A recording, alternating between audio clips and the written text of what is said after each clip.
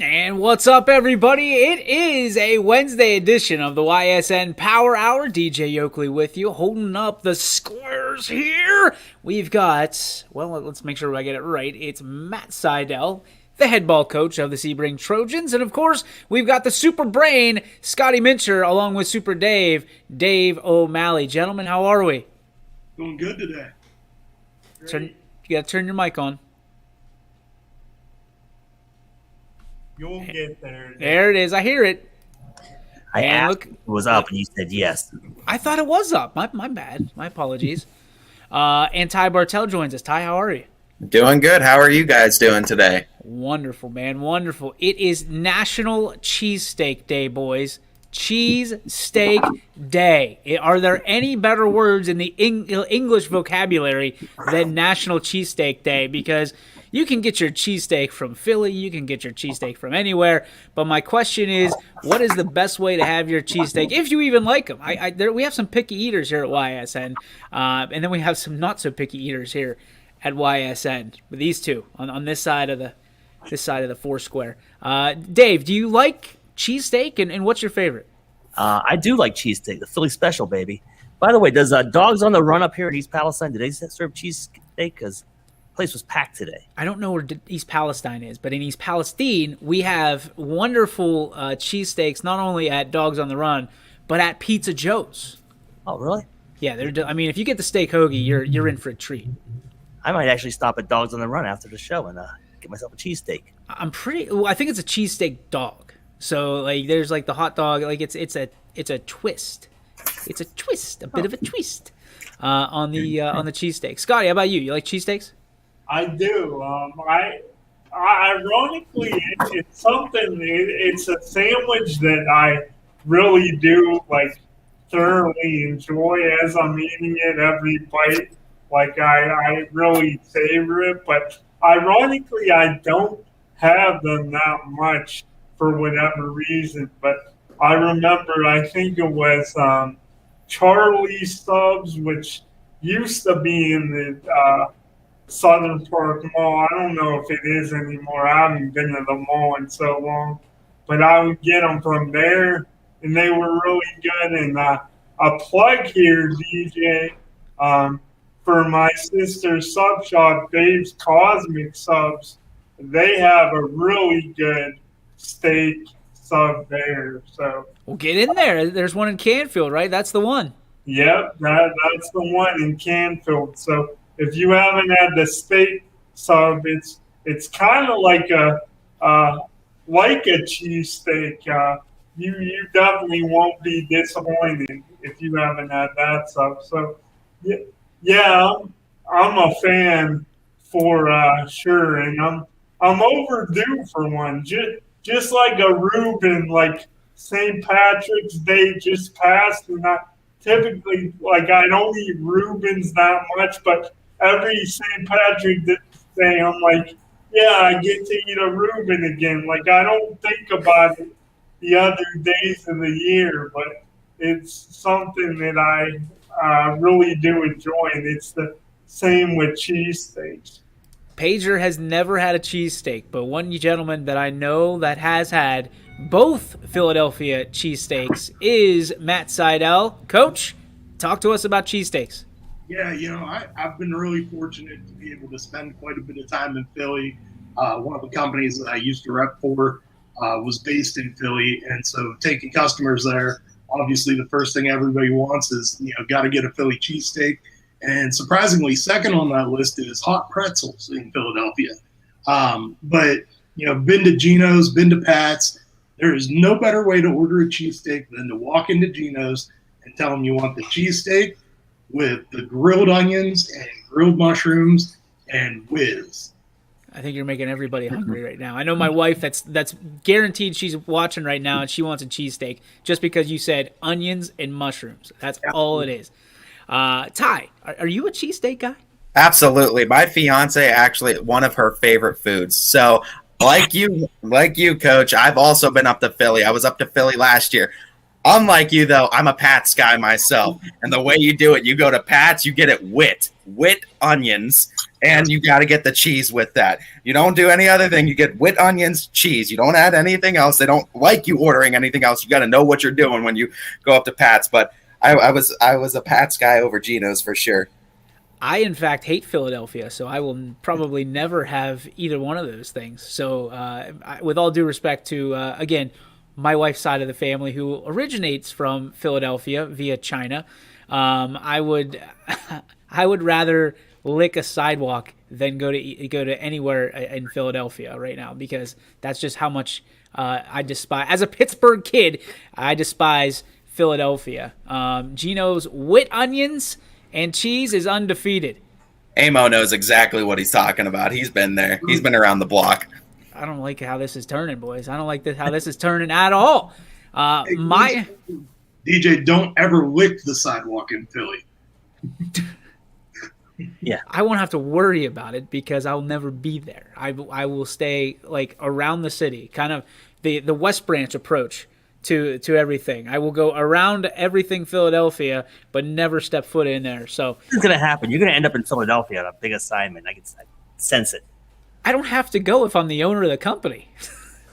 I'll send one of these Philly guys. They can go get a cheesesteak and enjoy their per diem, and I'll stay back in good old East Palestine. Right, Dave? Okay. East Palestine?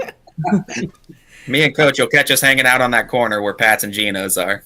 That's right. You know what really bugs me about Philadelphia is I grant you that I've never been to Philly, but this is one thing that really bugs me. We were talking a little bit earlier about some of the best sports movies and sports movies we don't like, and it just really bugs me that.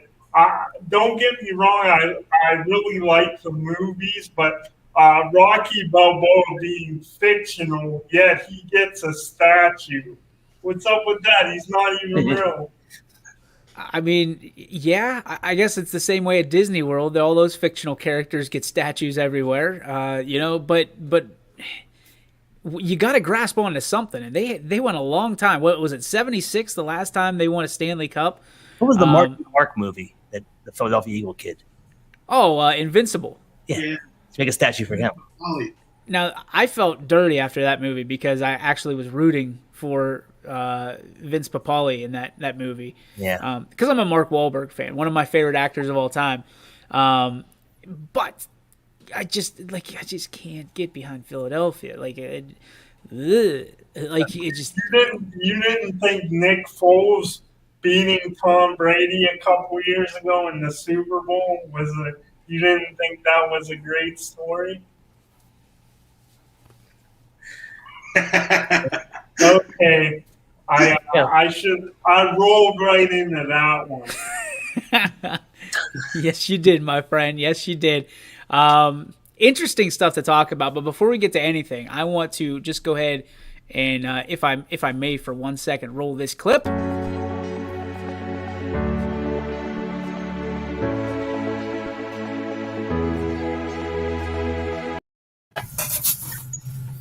That's right. They're here! Let's go. The YSN flag is officially arrived, and it can be all yours. You can be part of the Power Hour. You can be waving your flag, and I envision these things being at tailgates. I envision them being, just kind of up in people's yards, celebrating the fact that YSN supports your school, supports your brand, supports your organization, whatever it is. We want you to flag. We want you to wave your flag, plant your flag, whatever you want to do.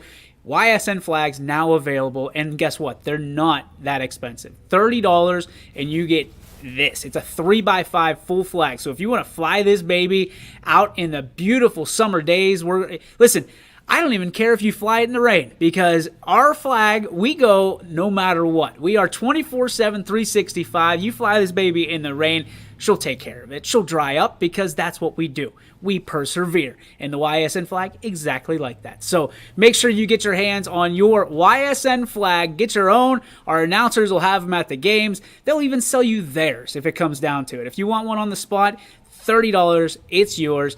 So get your YSN flags. Limited quantities available as of right now, but I was just so excited to get them in today, man. Like, we got 50 that are available, maybe down to like 45 now. People have been grabbing at them, so excited for that. So get your YSN flags, $30. Message us, Anthony and I will sort through it. A little bit of shipping and handling. I think it's like $2 or $3, so it's not that bad.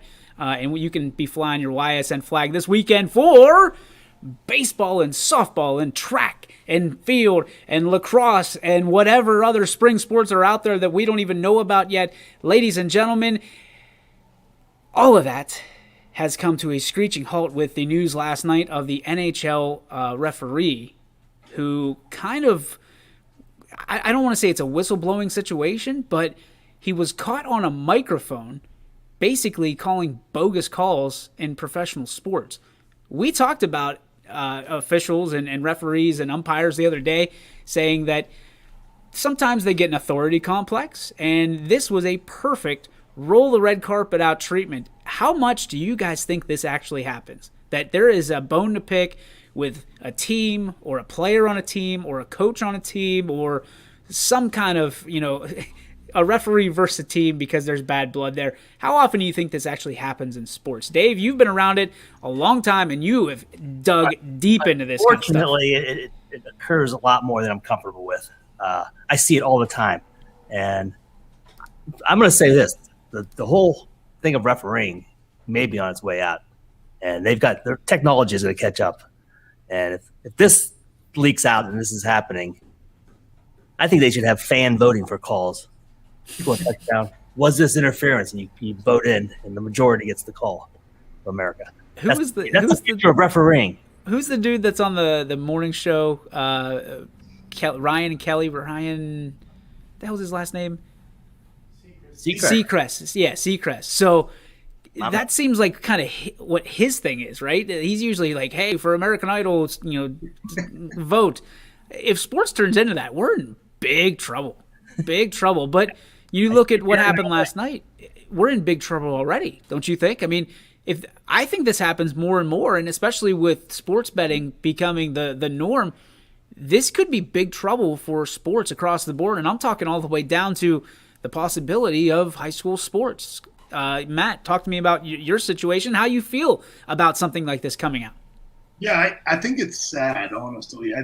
What it boils down to is that it's just sad. And I think that the less professional you get, whether it's, coming down from the NFL to high school level to junior high level, the less professional it gets, the more likely it is that, some of these guys get a, authority complex and, maybe some bad blood towards a coach or a player. And, they're more likely to throw a flag. I know for a fact that there is one official that I am just never going to get a 50-50 call from. He and I have just not seen eye to eye since all the way back in my days coaching the Little Trojans.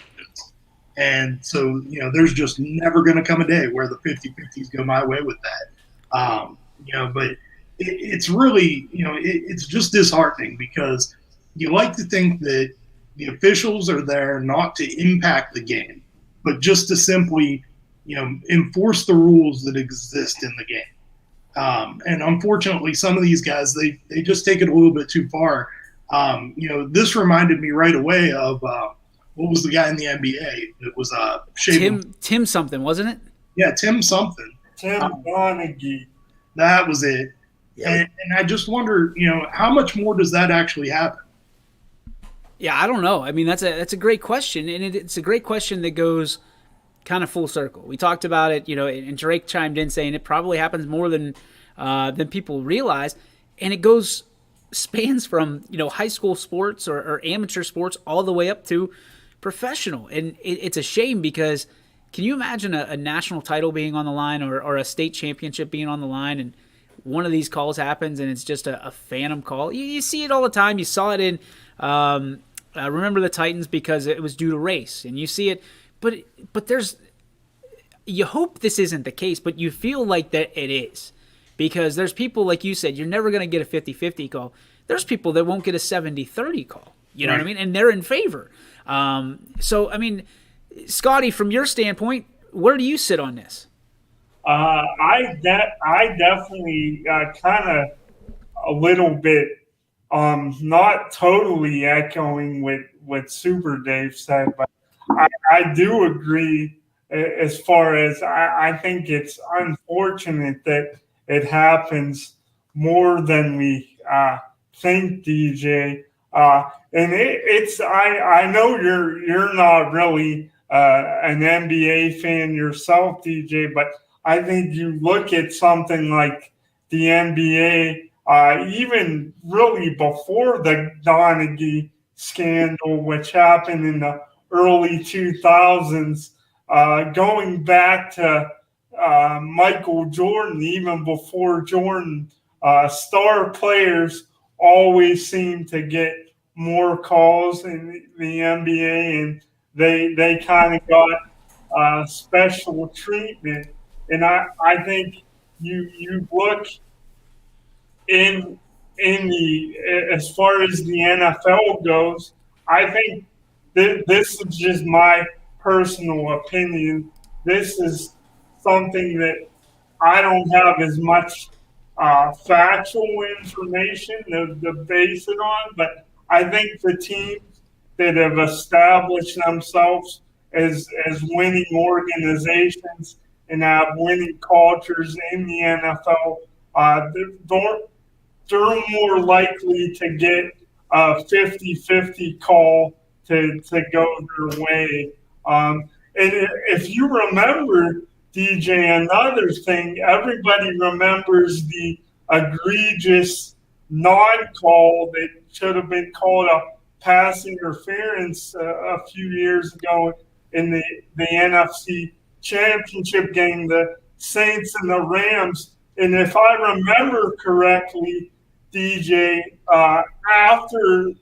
shortly after that happened, it was revealed that the refs that were a part of that game, that officiating crew, if memory serves me correctly, they were all from California.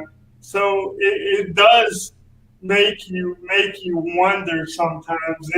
It's unfortunate, but sometimes you can't help but wonder that like fishy stuff is going on.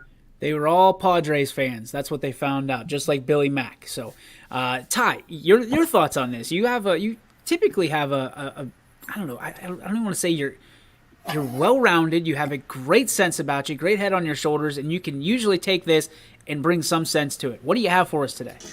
I think this is actually what I would consider a conspiracy theorist dream right now is what we're getting. And it happens, and it's been happening for years, where people have always kind of speculated more with the NFL than other sports about sports possibly being rigged, having predetermined winners. And I mean, there's a lot of people that believe the NFL for years now have had predetermined winners. All I can say is if anything comes out of this and it is found out about that, there's going to be a lofty price to pay, and a lot of people are going to be really pissed off. But I mean, you can see it from both sides. You really can. And I would love to think that the integrity of the game is being kept by a majority of these referees, especially in the pros all the way down to the high school level.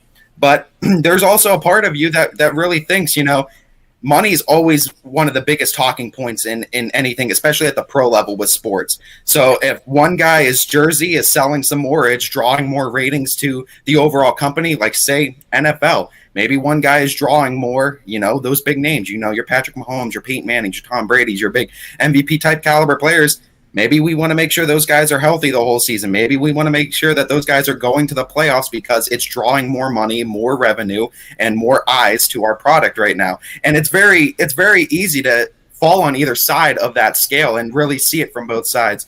All I could say is I hope this is not a thing that is occurring throughout all sports at a majority level. We hope that this is just one example of a bad apple, and just hopefully that bad apple doesn't ruin the bunch. Yeah, and that's a great point, Ty, because, don't you think that from now on, especially in the NHL, that they're going to be watched a little bit more closely? That magnifying glass has been powered on in the NHL. I think this is the last place I thought to look, for something like this. I figured the NFL, the NBA, we've seen it in the NBA before, Major League Baseball, you got Angel Hernandez, he stinks. But everybody kind of knows he stinks. He's it's not that he's not trying, and it's not that he's trying to be bad. He's legitimately trying to be a good umpire, and he's terrible. And it gets the MLB, and this is where the MLB's at. This is how bad their marketing is. He's so bad that it's a joke, and he still has his job. So you look at that and you go, well, at least he's not betting on these games on the side and trying to. I mean, he stinks for both teams. He probably is legitimately blind. So we're sorry for that, buddy. But probably if you're blind, umpiring baseball games not at the top of your scale of things that you should be choosing, or checkers for that matter. So I think you and Ty both brought up a good point. Is at the higher levels, obviously in the pros and at the big time Division I colleges, it's really easy to kind of keep an eye on some of these guys. But when you start to get into the lower levels of college and then down into high school where the games aren't constantly televised or, the film quality is not always top notch, it begs the question, who's monitoring some of these guys? I can tell you that, in the 8 years I've been involved with high school football at Sebring, I've seen 2 observers over the years of the officials at games at all. There's supposed to be observers, all the time that are, checking in on these guys, making sure that they're doing things the right way. I see them more in basketball, but in football, it seems like they're very few and far between. Well, did you check the brick house? Oftentimes people don't make it to the school because they can't make it past the brick house. I'm always trying to encourage them to go down there and put things on my tab, but it doesn't seem to work out well. Oh my! Do you think that this is going to be a trickle effect? Do you think like the other way? We talk about the magnifying glass being on. Do you feel like that more people are going to draw an eye to this, especially fans, and you're going to hear people shouting out from the rafters and from the bleachers whenever they inevitably do return and say, what is this? Are you getting paid? You hear it sometimes already, but now you're starting to wonder if the game's a little bit more rigged. Are we going to hear this out of high school stands from now on? Is this thing rigged? I think you already do. You kind of alluded to it, but you already do hear some of those things from the stands. And, I may have been a person that has said some of those things in the past because sometimes it's just blatantly obvious that, there's just a guy that maybe shouldn't be there anymore. We talk about Angel Hernandez, and I know that, the guys at the high school level are trying their hardest, and I know that we've got a shortage of officials, but there's a couple guys out there that just need to hang it up. The question, I guess, really to pose is, does instant replay, is this the thing that solves all that? I know with games like baseball and everything, it's all about speeding up the game. You want everything to be in a timely manner. I'm talking pro level, but you could even go down to the high school level with this. Is being able to instant replay more things in sports the answer to be able to kind of check these refs, for coaches to be able to kind of check the officials and say, hey, I want to look at that call? So here's the problem with that. Is instant replay is oftentimes they put it into the officials' hands. So officials don't like to see themselves be wrong or have themselves be overturned. All you have to do, I'm just saying, is go back and look at the state championship this year with Springfield, and the last play from scrimmage was indeed a fumble. And they were shouting for it on the sidelines of Springfield. They wanted the replay. And the replay was never shown at the stadium. It was never shown, as I understand it, on television either. But there was a clear and it was a fumble. It was a straight up fumble, and it was never looked at. But the referees wanted to get out of there. And I, with all due respect, they were a great group of referees. They wanted the game to be over, because what happens if Springfield, does a walk off and it's a fumble and it wasn't really a fumble?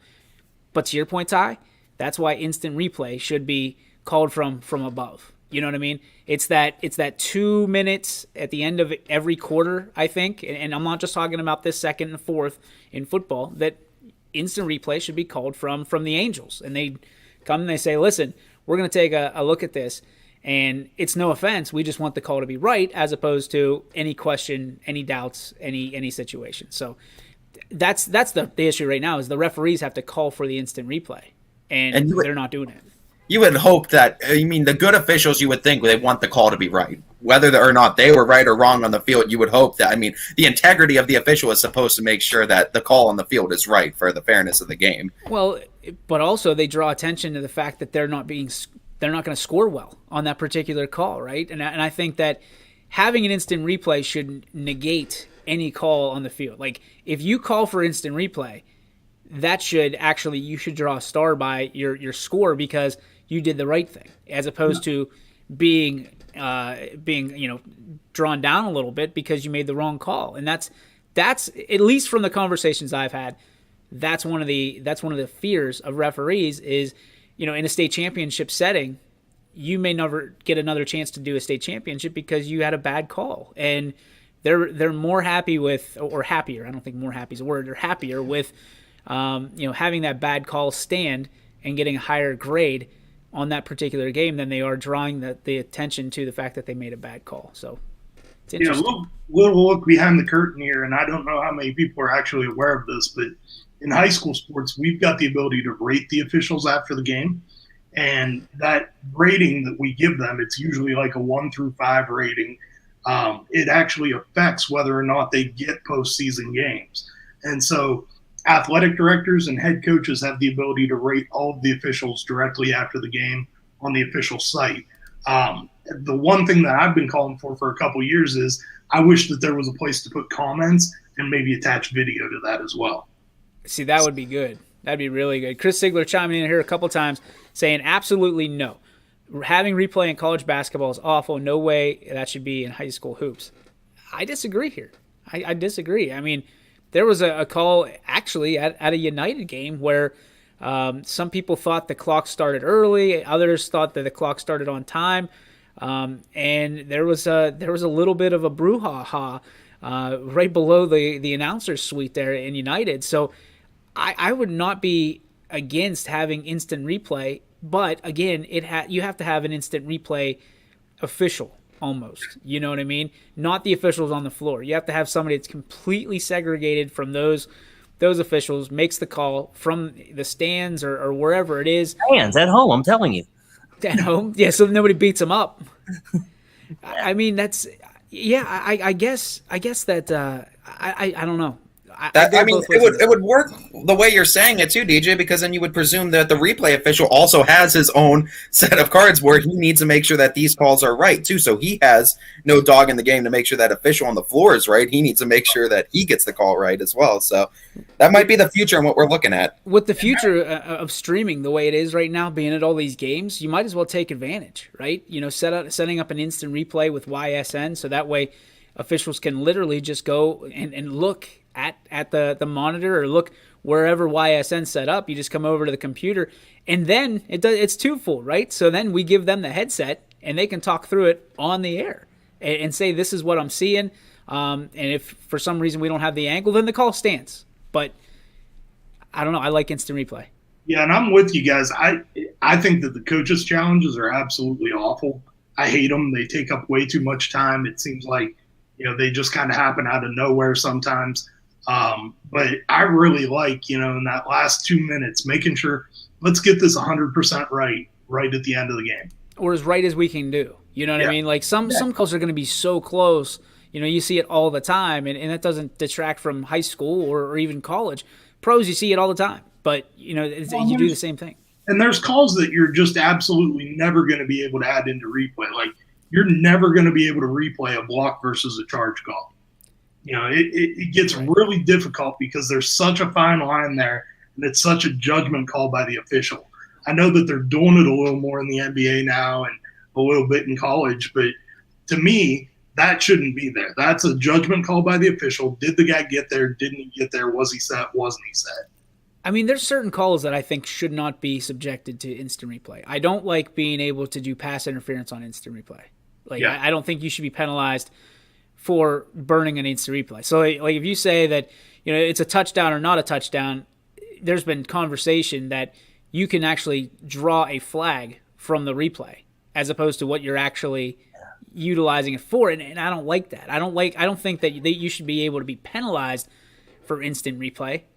But if we're going to go that route, then maybe that's something to discuss and continue the conversation on. But do you feel like instant replay in the high school and college setting would benefit teams more than detract from the officials? If you're able to pull it off, that's the biggest thing is you need to be able to pay replay officials now. You need to be able to have the money and the staffing to be able to do it. But I mean, if we're able to do it, I already think we're trending towards that direction because I think it's bettering all sports. And I agree with you, DJ. There are certain calls like I'm all for never having strikes and balls in baseball be up for replay because we will be there for literally 6 hours. And there are certain calls that should just be left up to officials. But I think there are calls too. And, people always say, you don't want the officials to be a major part of the game. Well, I mean, when they're saying stuff like this, when we're finding out with the NHL, they are becoming a big part of the game and a big part of who wins that game. So when it comes to plays like that, I think every play that has like a big determining factor on the outcome of a game should absolutely be replay enabled. But I do agree with you that certain petty calls and then certain calls that, if you're looking at fouls or penalties in football, I don't think that should be a thing either, honestly. So how about this one? Here's a question for if you were a player. And Scotty, we'll start with you. Do you feel like you would like the robo officials or robo umpires, or do you like the human element of having, a Joe, Dick, or Harry behind the plate or on the sidelines? Me personally, DJ, I if I was a player, I'd still probably favor the human element over like the computerized or the robot umpires or like a computerized strike zone, like a K zone type thing.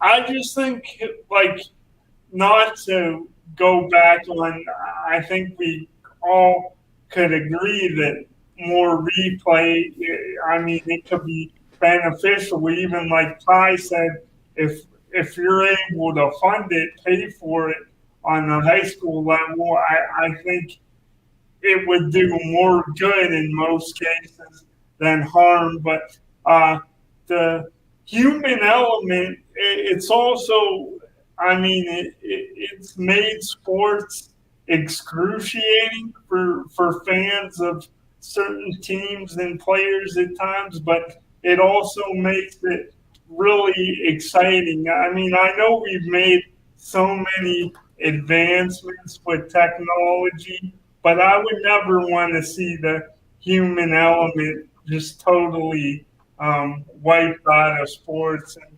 specifically baseball. I think, I don't know. I just think nothing is perfect in life. So I just think that's going a little bit too far, but just my feelings on it. Super Dave, how about you? Do you like robo umpires or do you like the human element? I am pro instant replay. The thing is, the phrase that bothers me is not enough to overturn it. So when they throw it upstairs for a review, should they not tell you what the call in the field was? Because they're saying there's degrees of holding. It was enough. He held him for a second as opposed to 3 seconds, but it's still a hold, but not enough. So you're basically going to lock somebody in a room and not let them watch the game. No so you're context. they're watching SpongeBob until you need them, and it just comes on a TV. Is that feasible? That should the person reviewing it know the call on the field? That's probably a form of kidnapping if we put it in that scenario. But I agree with you. I think that's smart. But I believe the future of sports is more computerized. It has to be, and the first thing they got to get rid of the guy with the chains. How is that still a thing? Or a guy running out to 2 poles and a chain. No, that's 2021. That's definitely dated. I don't know. That's a good point. If you're getting rid of all these people and trying to clear the sidelines a little bit. Computer now, there's technology. Sports is going to catch up, and I believe the human element's going to be Well, you saw it and you're seeing it in the basketball tournament that the shot clock is in the key now. Right. It's incredible to me, and I didn't even notice it. That's how nice it is. I didn't notice it, Matt, until I think you said something. You like the shot clock in the key, and I was like, "Whoa, that is wild." He couldn't shut up about it. He was really into it. I know, but I don't know if you guys have noticed this one, but in football they've started to darken or lighten the 10 yards that they need for the first down, as opposed to just the yellow first down marker that was, what was that, 20 years ago they started bringing that in. Mm-hmm. But I like that you can literally see the color difference across the screen. It's really neat. It's artificial intelligence, and that's the way we're leaning with everything. I mean, you look at Siri, and I'm trying to make sure she didn't pop up, and Alexa and all that stuff that now what's is that holding? Yeah, exactly. And that's the funny part about this is everybody's being replaced by computers nowadays and artificial intelligence, and it's crazy to think that we probably have the most job security at this point. Because we bring the human element to it, and people like and are entertained by some of the quips we have. And I don't care what anybody says, and I don't think I'm that funny, but no computer is ever going to be funnier than I am. I can tell you that right now, even if it's Fozzie Bear computer. There's no Waka Wakas past DJ Oakley. I can tell you that. We're going to take a break. When we come back, we're going to talk about baseball, trying to put a stop to pitchers and fielders and everybody doctoring the baseball. I want to know what your favorite move is. Is it the pine tar on the bat? Is it pitchers trying to put spit on the baseball? What would you like to see go from being baseball being doctored? And are there other sports that try to doctor the rocks that they have? I think Matt's got some things to say. All that and more, and of course your G. Burbick Farms. What's your beef? When we come back on the Ysn Power Hour, brought to you by these great sponsors. Baird Brothers remains your source for fine hardwood products. For the time being, we're open for customer pickup only on weekdays, 9 a.m. to 4 p.m. and Saturday from 9 a.m. till noon. Place your order online at bairdbrothers.com. Baird Brothers, for the place you love. Quality, customer service, and integrity. Those are the 4 words that have driven our success since 1957 at Joe Dickey Electric. Joe Dickey Electric is one Mahoning Valley landmark business that stays current with the requirements of our customers. Family owned and managed, we are an electrical contractor and energy solutions provider. Every member of our team adds to his or her skill set through ongoing training. Residential, commercial, industrial, automotive, and more. We keep ahead of the needs of our customers with a fleet of more than 50 vehicles and 24/7 emergency service, so you're never left in the dark. The 4M Company, being an architect and construction manager for over 40 years, has had the opportunity to use many different electrical businesses for our projects. The depth, quality, and knowledge and attention to detail displayed by Dickey Electric makes them stand out above all the rest. For state-of-the-art expertise and a timeless commitment to our customers, contact Joe Dickey Electric. We are everything electrical. I went to Greenwood Chevrolet because I was really interested in looking at the tracks. Because I wanted my dream truck. Because I've been going there for 20 years. I think whenever we go there, whatever car we're looking for, they have tremendous inventory. If you're looking for people who care about you, Greenwood is the place to go. You know, it's like family there. The girls know me in service. It's Miss Kim in the Tahoe. I'm really happy that I went to Greenwood Chevrolet. Because they really went the extra mile for me. Now we're going the extra mile for you, only at Greenwood Chevrolet.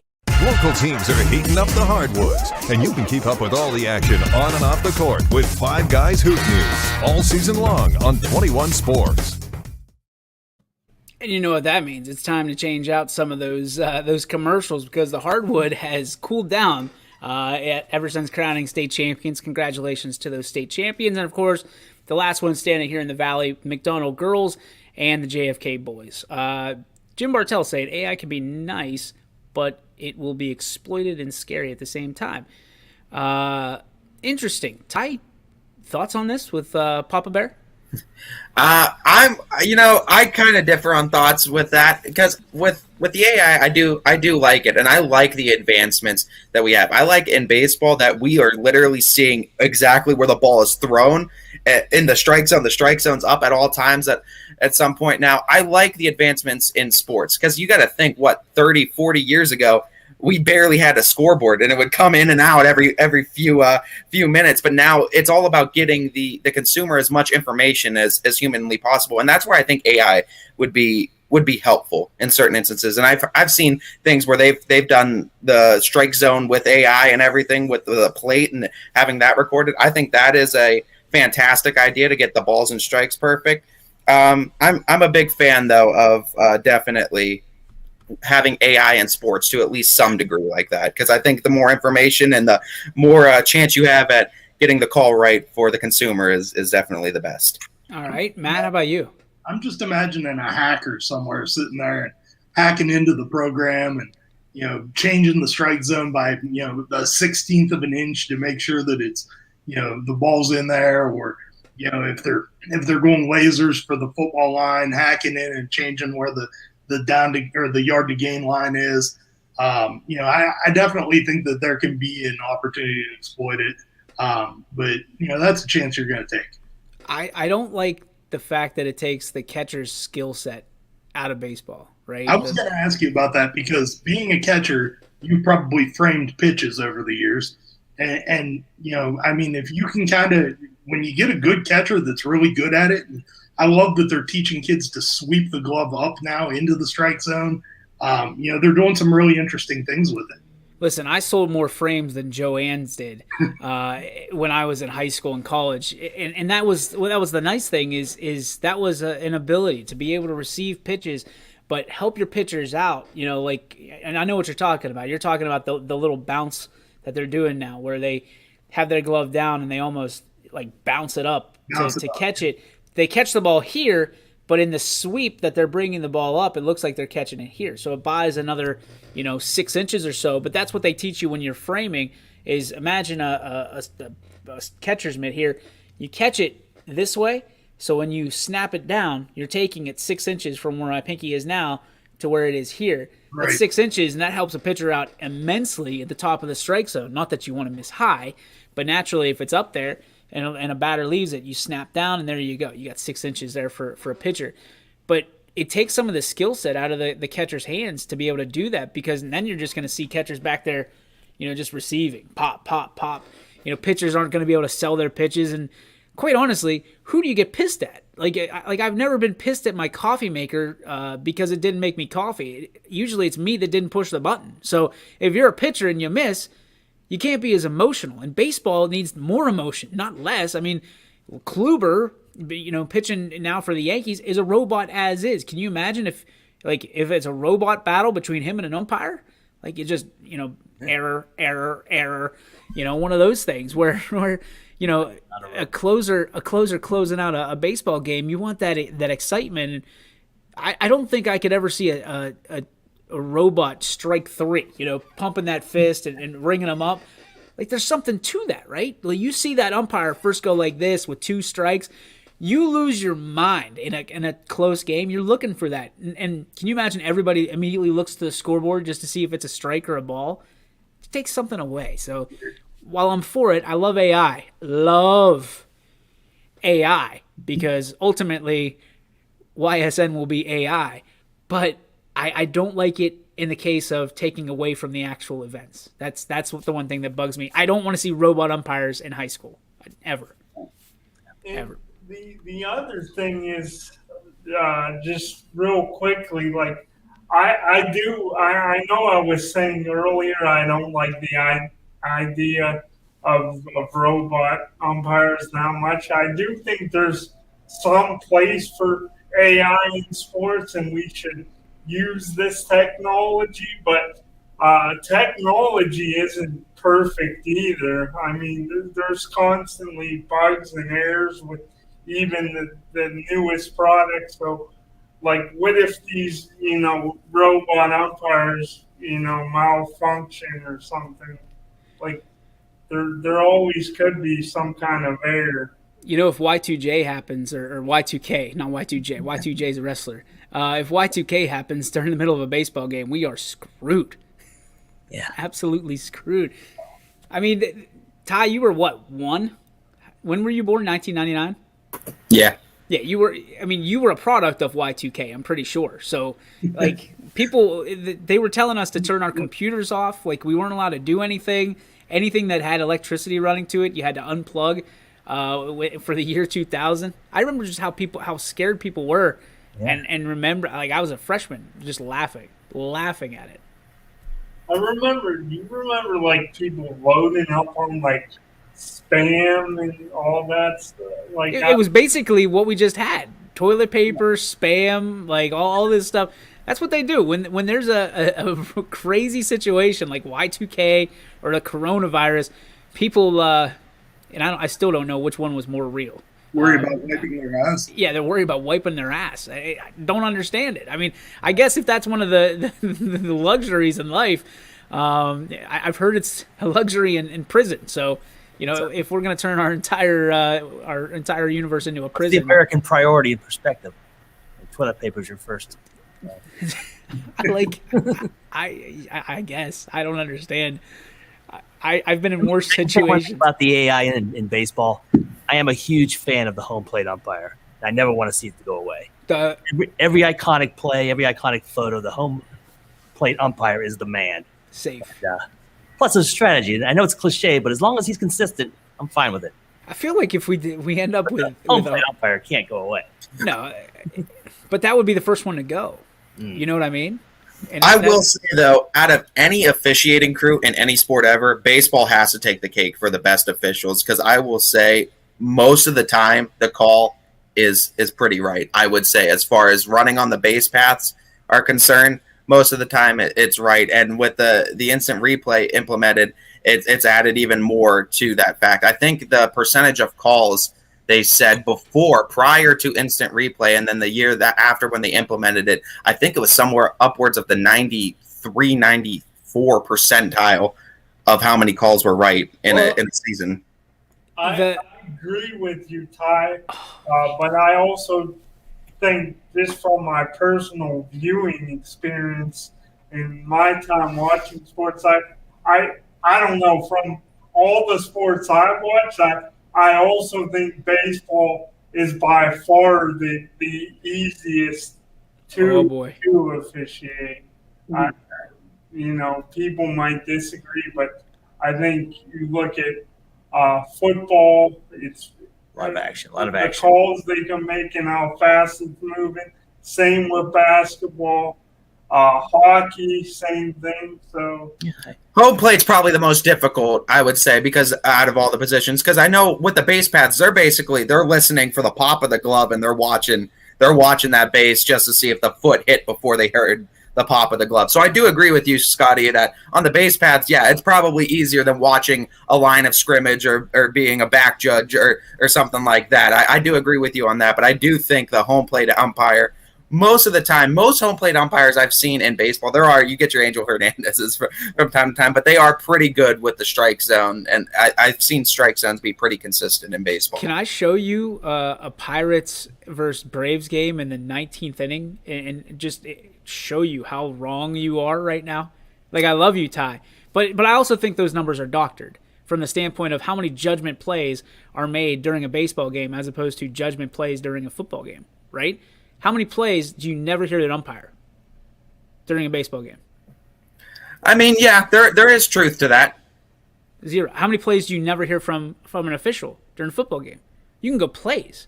You can go a series without hearing from an official during a football game. We like that. That means it's, I guess, clean football. But baseball, it's a judgment on every single play, whether it's a strike, a ball, an out, or a hit. Essentially. So I'm interested to kind of pick your brain on that. Run the numbers on that and figure that out, because for me, the easiest, Scotty, you sit there and say baseball is the easiest. Listen, I'm not going to take anything away from a tennis official, but they get a chair. They're sitting in a chair and they're watching, Pong basically go back on. And tennis is a challenging sport. I'm not saying that it's not, but from a officiating perspective, there's not much going on. It's either in or out, or whatever way that is. You know what I mean? So it's interesting to me. Like, what other officials from that standpoint? I mean, what would be the least amount of effect that an official could have if they were trying to doctor the game? What sport would that be in? Oh, man. That's a good question. Golf? There are rules officials in golf. Yeah. I mean, how often do you hear from them? Swimming? Boxing, maybe. I mean, I guess boxing, he's right in there. I mean, boxing, he could end a fight, I guess, if he wanted to. But I don't know. You would be under scrutiny. I don't know. Are you talking about being able to just blatantly do something or being able to do something and get away with it? If you had to stick up your ass about a team or a player, what is the least amount that you could affect it? If you were going to go full bore, what sport is that you could affect that sport in the least with the biggest stick you can find up your tail end? By yourself?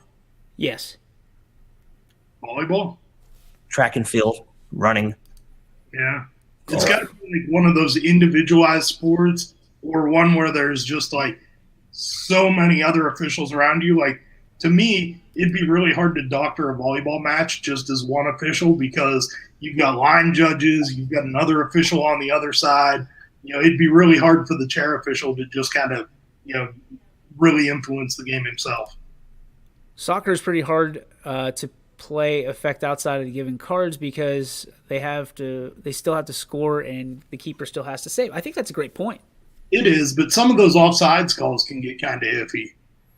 I still don't understand offsides in soccer. I'm clueless. Clueless.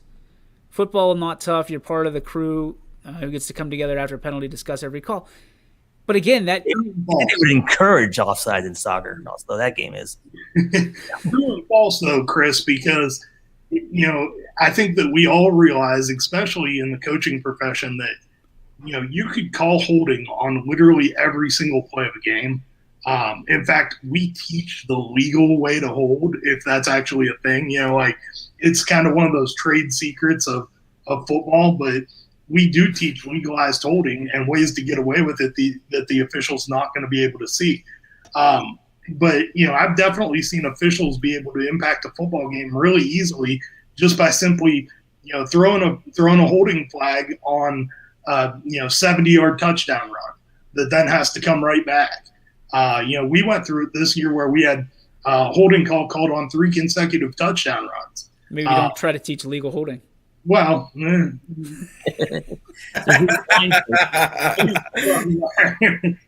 but it is. There are ways that you can do it in football, and there's definitely. I mean, the Tim Donaghy issue shows us that it's real possible in basketball. Yeah. Anybody want to put a bow on this before we go? I still think golf might be the one that you can have the least effect. Least effect on. Don't fans at home call in sometimes if they see something? I've heard that. Oh yeah, like the ball move when you ground the club or something like that. We've definitely seen that in the past where a viewer calls in and then they go back and review the footage and disqualify a guy because he signed an incorrect scorecard. All right. Oh wow. All right. Well, I take it back then. Scotty, what's your take? I mean, I didn't really think about like golf and tennis.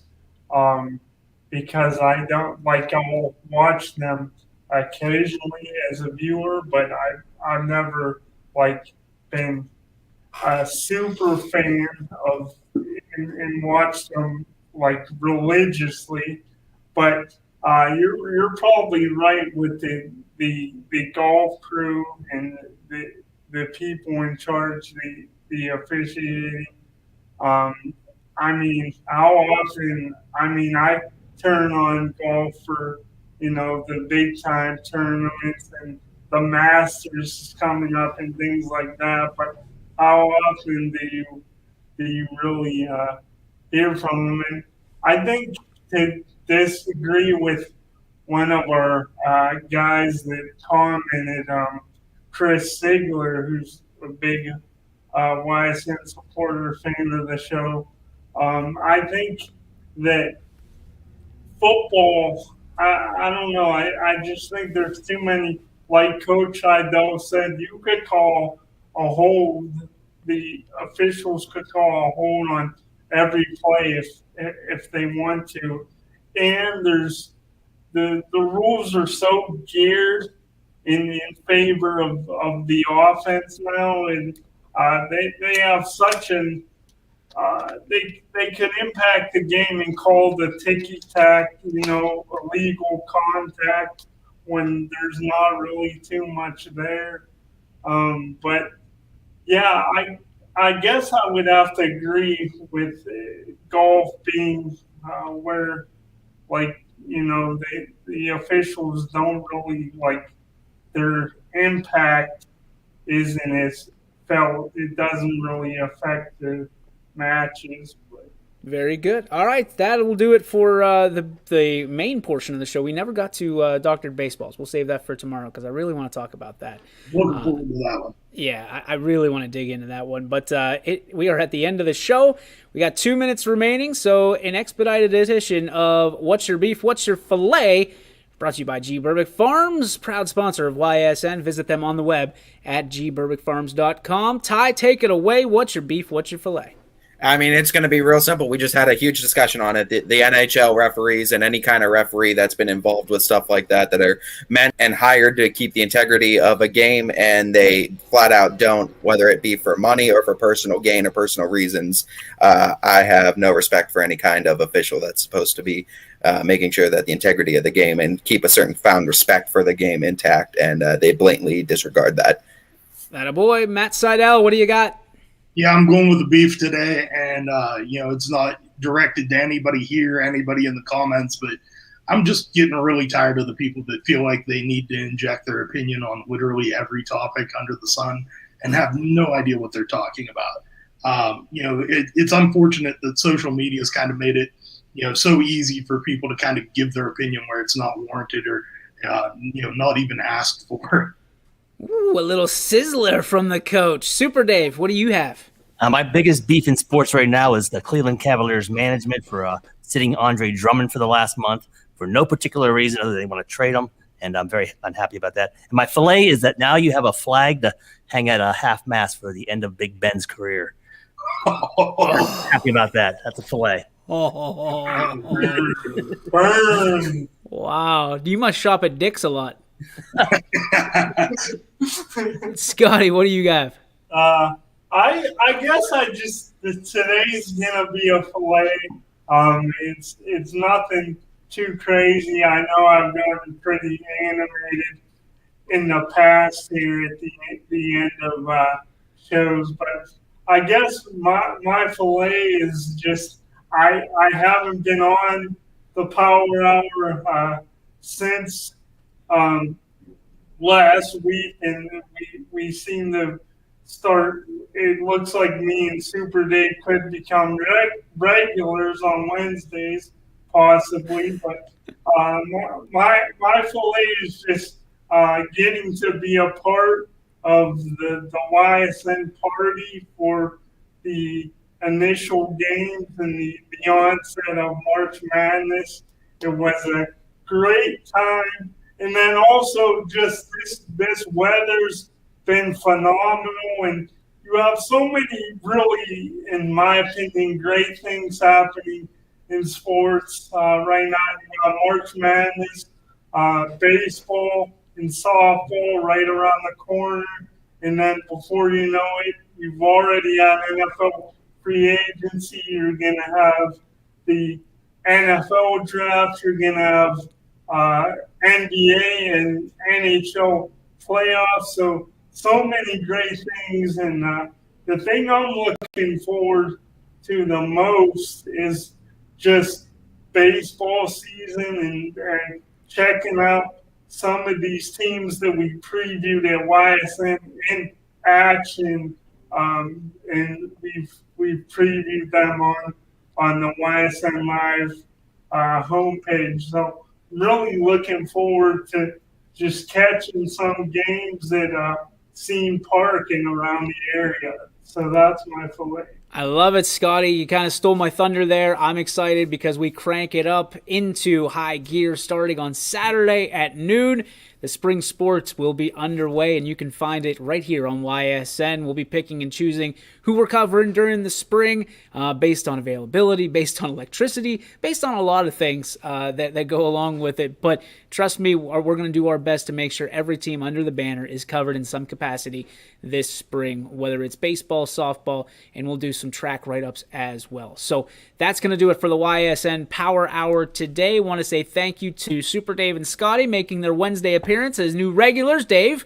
And then, of course, the regulars, as always, Coach Seidel and Ty Bartell. Until tomorrow, 3 to 4, right here on the YSN Power Hour. We will see you later, and don't forget to fly the YSN.